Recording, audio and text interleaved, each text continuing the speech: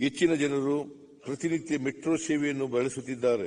ಪ್ರಸ್ತುತ ಕಾರ್ಯಾಚರಣೆಯಲ್ಲಿರುವ 74 kilometre ಮಾರ್ಗದೊಂದಿಗೆ 2025ರ March ವೇಳೆಗೆ ಹೆಚ್ಚುವರಿಯಾಗಿ 44 ಕಿಲೋಮೀಟರ್ ಮಾರ್ಗ ಸೇರ್ಪಡೆಯಾಗಲಿದೆ. ಮೆಟ್ರೋ ಯೋಜನೆ ಹಂತ 2 ಮತ್ತು 2A ಯೋಜನೆಯಡಿ ಹೊರವರ್ತುಲ ರಸ್ತೆ ವಿಮಾನ ನಿಲ್ದಾಣ ಮಾರ್ಗವು 2026ರ ಜೂನ್ ವೇಳೆಗೆ ಪೂರ್ಣಗೊಳ್ಳಲಿದೆ. ಪ್ರಸಕ್ತ ಸಾಲಿನಲ್ಲಿ ಮೆಟ್ರೋ ಸೇವೆಯ ಇತಿಹಾಸದಲ್ಲೇ ಪ್ರಥಮ ಬಾರಿ ಕಾರ್ಯಾಚರಣೆಯು ಲಾಭದಾಯಕವಾಗಿ ಆಪರೇಷನಲ್ ಪ್ರಾಫಿಟ್ ಪರಿಣಮಿಸಿರುವುದು ಹೆಮ್ಮೆಯ ಸಂಕೇತವಾಗಿದೆ. ನಮ್ಮ ಮೆಟ್ರೋ ಹಂತ 3 ಅಡಿ ಅಂದಾಜು 15,611 ಕೋಟಿ ರು ವೆಚ್ಚದ ಯೋಜನೆಗೆ ರಾಜ್ಯ ಸರ್ಕಾರವು ಆಡಳಿತಾತ್ಮಕ ಅನುಮೋದನೆ ನೀಡಿದ್ದು, ಕೇಂದ್ರ ಸರ್ಕಾರದ ಅನುಮೋದನೆಯ ನಿರೀಕ್ಷೆಯಲ್ಲಿದೆ.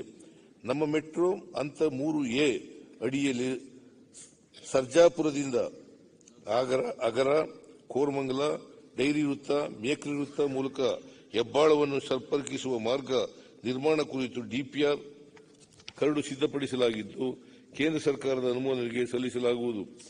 ಮಂದಗತಿಯಲ್ಲಿ ಸಾಗುತ್ತಿದ್ದ ಬೆಂಗಳೂರು ಉಪನಗರ ರೈಲು ಯೋಜನೆಯನ್ನು ನಮ್ಮ ಸರ್ಕಾರವು ಅಧಿಕಾರಕ್ಕೆ ಬಂದ ನಂತರ ಚುರುಕುಗೊಳಿಸಿ ಬೈಯಪ್ಪನಹಳ್ಳಿಯಿಂದ ಚಿಕ್ಕಬಾಣಾವರವರೆಗಿನ ಕಾರಿಡಾರ್ 2ರ ಸಿವಿಲ್ ಕಾಮಗಾರಿಗಳನ್ನು ವೇಗವಾಗಿ ಅನುಷ್ಠಾನಗೊಳಿಸಲಾಗುತ್ತಿದೆ. ಕಾರಿಡಾರ್ 4ರ ಹೀಲಲಿಗಿಯಿಂದ ರಾಜಾನಕುಂಟೆವರೆಗಿನ 46.2 ಕಿಲೋಮೀಟರ್ ಉದ್ದದ ಮಾರ್ಗ ನಿರ್ಮಾಣಕ್ಕಾಗಿ ಕಾರ್ಯಾದೇಶ ನೀಡಲಾಗಿದೆ. ರೋಲಿಂಗ್ ಸ್ಟಾಕ್ ಮತ್ತು ಕಾರ್ಯಾಚರಣೆ ಮತ್ತು ನಿರ್ವಹಣೆ REP ಆಹ್ವಾನ ಮಾಡಲಾಗಿದೆ.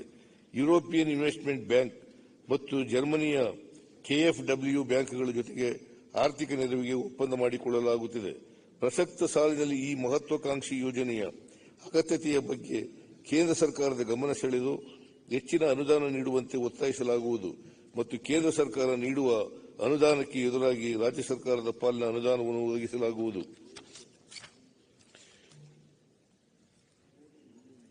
ಬೆಂಗಳೂರು ಮಹಾನಗರ ಸಾರಿಗೆ ಸಂಸ್ಥೆಯು ಪ್ರತಿದಿನ ಸರಾಸರಿ 42 ಲಕ್ಷ ಜನರಿಗೆ ಸೇವೆಯನ್ನು ಒದಗಿಸುತ್ತಿದ್ದು, ದೇಶದಲ್ಲಿಯೇ ಅತ್ಯುತ್ತಮ ನಗರ ಸಾರಿಗೆ ವ್ಯವಸ್ಥೆಗಳಲ್ಲಿ ಒಂದಾಗಿದೆ. ಮುಂದಿನ ದಿನಗಳಲ್ಲಿ 1,334 ಹೊಸ ಎಲೆಕ್ಟ್ರಿಕ್ ಬಸ್ಸುಗಳು ಮತ್ತು 820 BSR ಡೀಸೆಲ್ ಬಸ್ಸುಗಳನ್ನು BMTCಗೆ ಸೇರ್ಪಡೆಗೊಳಿಸಲಾಗುವುದು. ಪ್ರಯಾಣಿಕರ ದೃಷ್ಟಿಯಿಂದ ಬೆಂಗಳೂರು ಮಹಾನಗರ ಪಾಲಿಕೆ ಅನುಷ್ಠಾನಗೊಳಿಸಲಾಗುತ್ತಿದೆ. ಜಪಾನ್ ಸರ್ಕಾರದ ಸಹಾಯದೊಂದಿಗೆ ಬೆಂಗಳೂರು ನಗರದಲ್ಲಿ ಅತ್ಯಾಧುನಿಕ ತಂತ್ರಜ್ಞಾನವನ್ನು ಬಳಸಿಕೊಂಡು area traffic signal control system ಅನ್ನು ನಗರದ ಪ್ರಮುಖ 28 ಜಂಕ್ಷನ್ಗಳಲ್ಲಿ ಅಳವಡಿಸುವ ಮೂಲಕ ಟ್ರಾಫಿಕ್ ಸಿಗ್ನಲ್ನಲ್ಲಿ ವಾಹನಗಳ ಸುಧಾರಣೆಯನ್ನು ಶೇಕಡಾ 30ರಷ್ಟು ಹಾಗೂ ಸರಾಸರಿ ವಿಳಂಬವನ್ನು